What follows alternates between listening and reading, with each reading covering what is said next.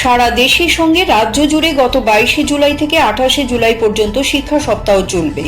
এই কর্মসূচির অংশ হিসেবে শনিবার রাজধানী আগরতলার পুরাতন জেল সংলগ্ন ক্ষুদিরাম বসু ইংলিশ মিডিয়াম উচ্চ মাধ্যমিক স্কুলের প্রাঙ্গণে বৃক্ষরোপণ কর্মসূচির আয়োজন করা হয়।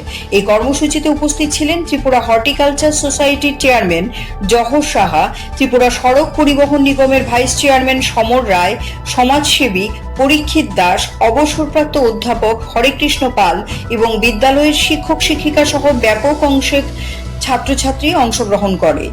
উপস্থিত অতিথিরা ছাত্রছাত্রীদের প্রতি আহ্বান রাখেন পরিবেশ রক্ষার জন্য সকল অংশের মানুষ যাতে বেশি করে গাছ লাগায় এ বিষয়ে মানুষের মধ্যে সচেতনতা গড়ে তুলতে উদ্যোগ গ্রহণ করে, সেই সঙ্গে পরিবেশ রক্ষার জন্য সবসময় চেষ্টা চালিয়ে যায়।